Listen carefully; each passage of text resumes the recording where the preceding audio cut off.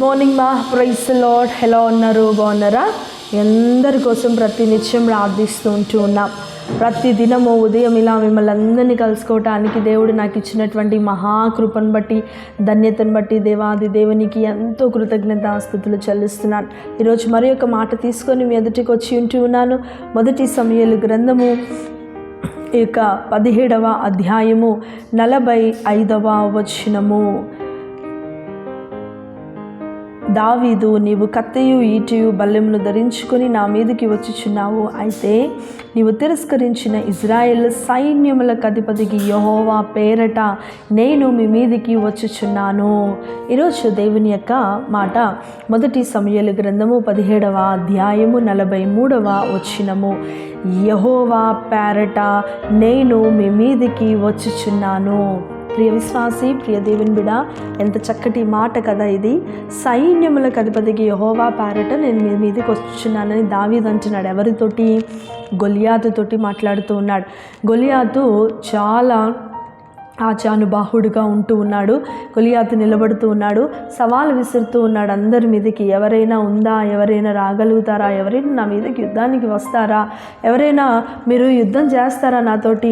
రండి, ఎవరు వచ్చినా సరే వాళ్ళ మీదకి నేను కాకులను, ఆ యొక్క మీ యొక్క శరీరమును, మాంసమును నేను కాకులకు వాటికి వేస్తానని చెప్పేసి సవాలు విసురుతూ ఉన్నాడు, అరుస్తూ ఉన్నాడు, కేకలు వేస్తూ ఉన్నాడు.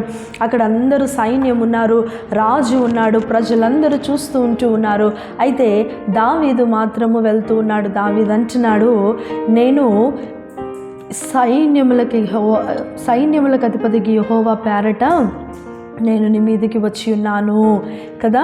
అక్కడ గొలియాతు శారీరకమైనటువంటి ఆయుధాలను తీసుకొని వచ్చి ఉన్నాడు. ఇక్కడ దావీదు తన యొక్క సైన్యములకు అధిపతికి యెహోవా పేరట వెళ్తున్నాడు. ఎంత అద్భుతమైనటువంటి మాట కదా.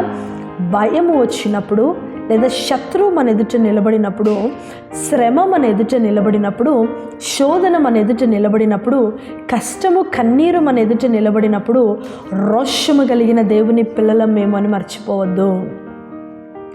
జీవము కలిగినటువంటి దేవుని పిల్లలమని మనం మర్చిపోవద్దు.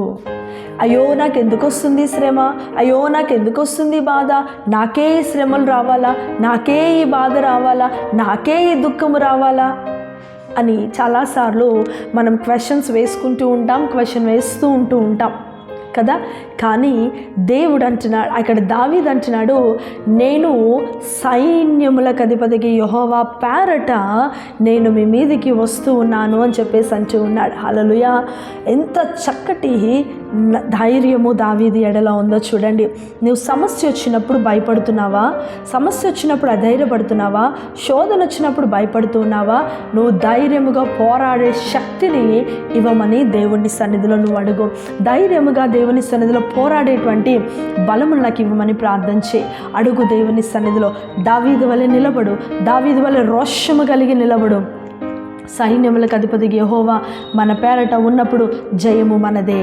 సైన్యములకు అధిపతికి యెహోవా మన పేరట నిలబడినప్పుడు జయము మనదే.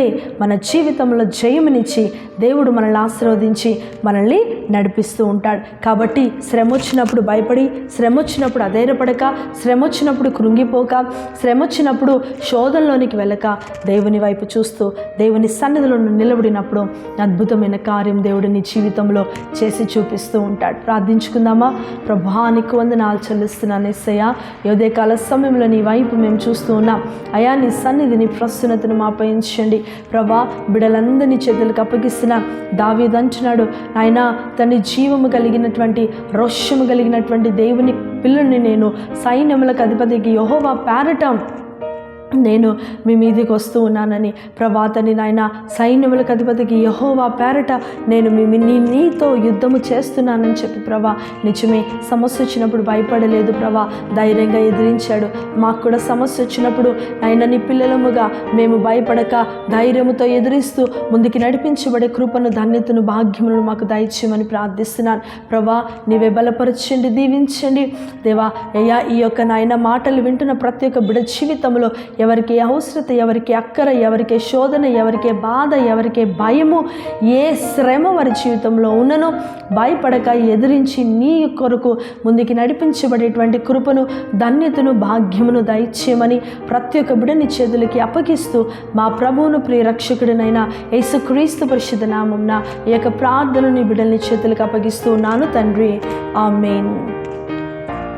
Praise Lord. మా దేవుడు మిమ్మల్ని మీ కుటుంబాలను దీవించును గాక. ఆమేన్.